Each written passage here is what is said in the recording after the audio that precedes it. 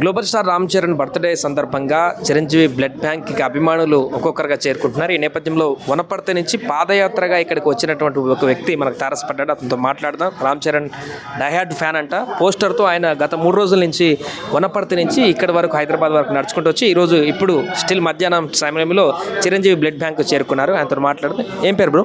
రాజేందర్. ఏంటి నువ్వు వనపర్తి నుంచి నడుచుకుంటూ వచ్చావు ఇక్కడికి? అవును సార్. ఎందుకట్లా? సార్ అంటే చాలా అభిమానం సార్. ఇంతకుముందుకు అలా హౌస్ దగ్గరికి వస్తే ఉండనేయాలి సార్ బౌన్సర్స్. లేదు ఇక్కడికి వచ్చి కలవాలన్నాడు సార్. అందుకోసం బర్త్డే స్పెషల్గా కలవడానికి వచ్చాను సార్. ఎన్ని రోజులు పెట్టింది నీకు వనపర్తి నుంచి? Sir 3 days.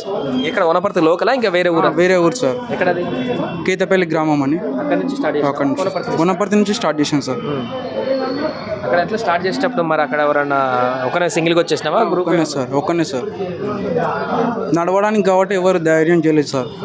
నేను ఒక్కనే వచ్చి. మరి ఈ 3 రోజులు ఎక్కడున్నావు? ఏం చేసినావు? నైట్ ఎక్కడ స్టే చేసినావు? డాబాలు ఉంటాయి కదా సార్ మన రోడ్ సైడ్, అందులో స్టే చేసాను. Night okay. డే అంతా మళ్ళీ డే అంతా అంటే ఇప్పుడు ఎండలు చాలా ఉన్నాయి కదా సార్. ఈవినింగ్ టైంలో నేను నడుచు.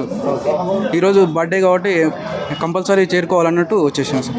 కాళ్ళకు నీకు పాదరక్షకాలు లేవు, కిందికి పెట్టి పాదరక్షకాలు కూడా లేవు. అంటే చెప్పు లేకుండా నడుచుకుంటూ వచ్చినావు అక్కడ నుంచి? అవును సార్. ఎందుకు చెప్పు లేకుండా కూడా నడవాలని ఎందుకు అనిపించింది నీకు ఈ ఎండాకాలంలో?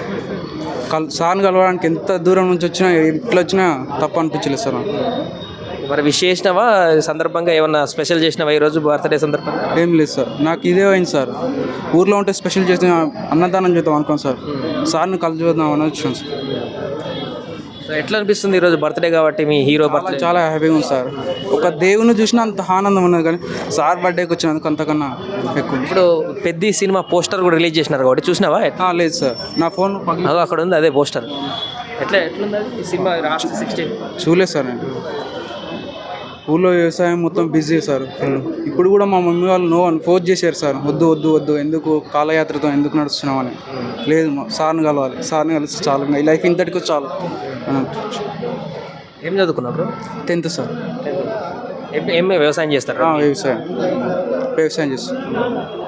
సో ఇప్పటివరకు ఎప్పుడు కలవలేదు రామ్ చరణ్? కలవలేదు సార్. ఇప్పుడు కలుస్తావా మరి లోపల? కలవాలి సార్. కలవడానికి వచ్చాను సార్. ఇంత ఏం చెప్తావు ఫైనల్గా?